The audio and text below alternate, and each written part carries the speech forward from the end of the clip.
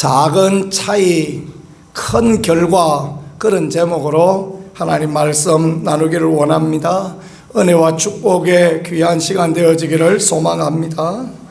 다윗이 오베데돔의 집에 있는 그 하나님의 궤를, 아비나답의 집이죠. 아비나답의 집에 있는 기란 여아림 아비나답의 집에 있는 그 하나님의 궤를 이제 다윗성으로 옮겨 오려는 그런 일을 하고 있습니다. 하나님의 궤가 70년 동안 자리를 찾지 못하고 그렇게 있었던 그런 때입니다.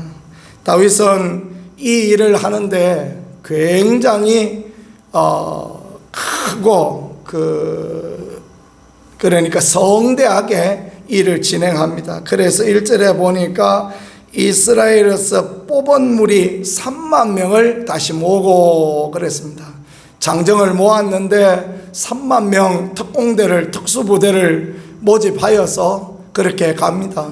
하나님의 교회 옮겨오는데 뭐 두세 사람 가면 될 거로 막 3만 명이나 모아서 어마어마하게 그렇게 모읍니다. 그리고 하나님의 교회를 메어 오려고 하는데 새 수레를 싣고 그렇게 말씀했습니다.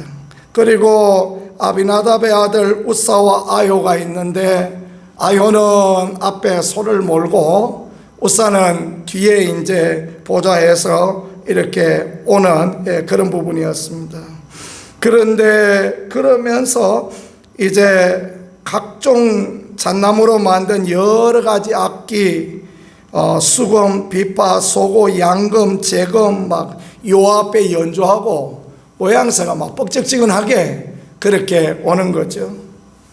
근데 말입니다, 나곤의 타작마당에 이르러 소들이 갑자기 막 펄쩍 뛰어서 우사가 손을 들어 하나님의 궤를 붙드는 그런 문제가 생겼습니다. 하나님의 궤니까 하나님의 궤를 밧줄을 치고 그렇게 오지 않았겠죠, 그죠? 그러니까 막 하나님의 궤가 넘어지려고 그러니까, 하나님의 궤가 엄청 큰 게 아닙니다. 하나님의 궤가 그저 한 1m 남짓하고 아래 위로 이렇게 1m 남짓한 그런 규모이니, 그게 이제 잘못돼서 넘어지려고 하니까 우사가 이제 손을 들어서 그 하나님의 궤를 붙들었다.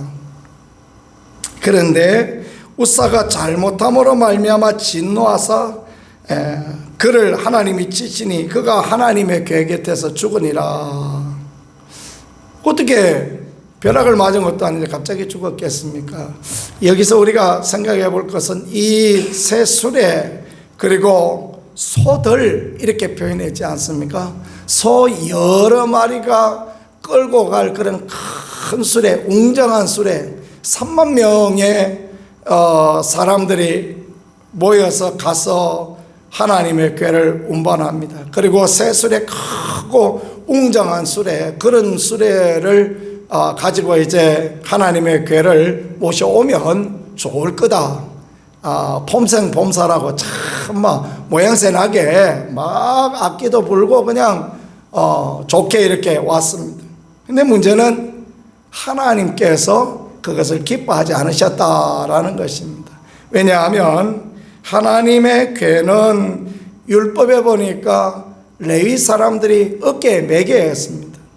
그 광야길을 가는 40년 동안 한 번도 수레에 실었던 경우가 없었습니다. 하나님의 궤는 블레셋 사람들이 고통당하고 전염병 당하고 막 다곤에 목이 부러지고 그래서 수레에 실어서 기란 여아림에 보내졌지, 한 번도 하나님의 궤는 수레에 실려서 가는 그런 경우가 없습니다. 하나님의 궤는 어깨에 메고 고라 자손이 메고, 레위 자손 중에 고라 자손이 고핫 자손이 매는 그런 일을 해야 되었습니다.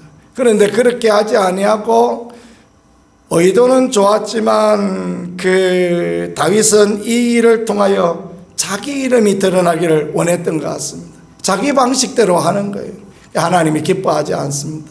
아까 말씀드리고 싶었던 게요, 여러 마리 소들이 끄는 그 수레, 결국은 우사는 그 수레바퀴에 치여서 죽는 아마 그런 교통사고를 당하였을 것이 아닌가라는 게 학자들의 일반적인 의견입니다.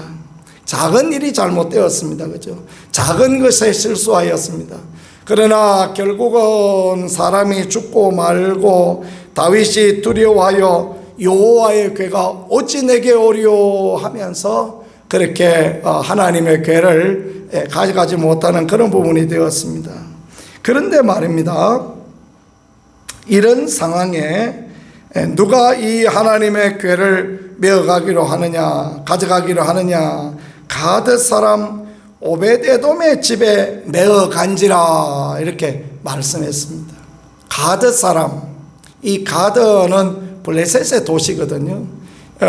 다른 성경, 역대기 성경에 보니까 오벳에돔이라는 사람은 레위인입니다. 비록 그는 고핫 자손은 아니지만 레위인입니다. 레위인이 자기 집에 하나님의 궤를 모시고 갔다. 생각해 보십시오. 가드 사람, 레위인은 누가 있어야 먹고 삽니까? 레위인은 이스라엘 백성이 있어야 먹고 사는 거 아닙니까? 이스라엘 백성이 있어야 그들을 위하여서 제사도 지내주고, 이스라엘 백성이 있어야 그들에게 11조도 받고 살아가는데 어디 살고 있습니까? 가드 땅에 가서 살고 있는 거예요.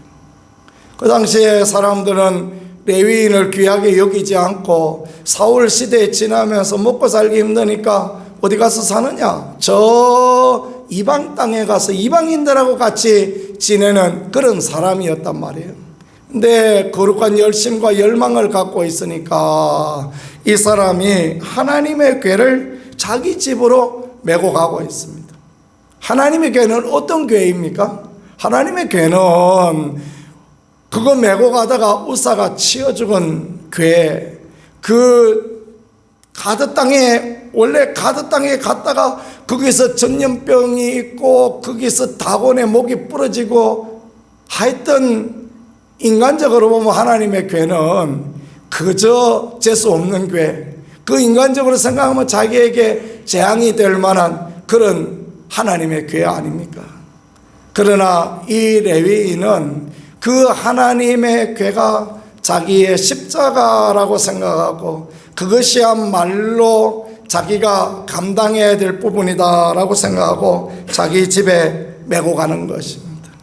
마치 구레네 사람 시몬이 예수 그리스도의 십자가를 대신 졌던 것처럼 이 가드 사람, 저는 이 가드 사람이라고 표현한 이 부분이 그렇게 은혜가 되어집니다. 비록 가드에 살고 있지만, 비록 오늘 먹고 살기 위하여 이방 땅에 가서 이방 땅의 나그네로 외국인으로 살고 있지만, 블레셋하고 이스라엘하고 전쟁하면 얼마나 불안하겠습니까? 얼마나 마음이 초조하고 그랬겠습니까?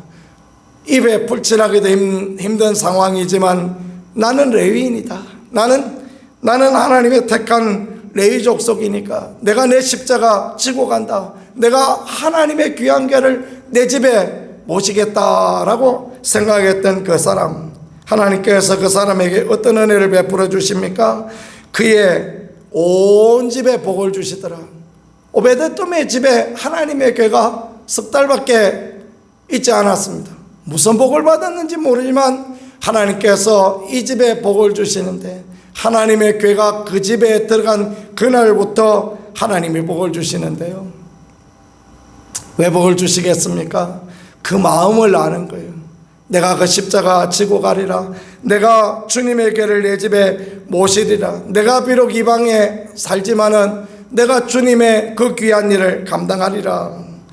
사람들은 이 하나님의 궤로 인하여서 블레셋에도 어려움이 있고, 다윗도 하나님의 궤 때문에 얼마나 큰 망신을 당하였습니까? 그러니까 하나님의 궤가 싫은 거예요. 그러니까 이스라엘 땅에 놔두지도 아니하고 저 멀리 안 보이는 가드 땅에 갖다 치우라, 그런 이야기를 했을 때, 그때 오베데돔은요 자기 집에 그 하나님의 궤를 모시고 십자가 내가 지고 그렇게 갑니다. 내 사명 내가 감당하고 갑니다.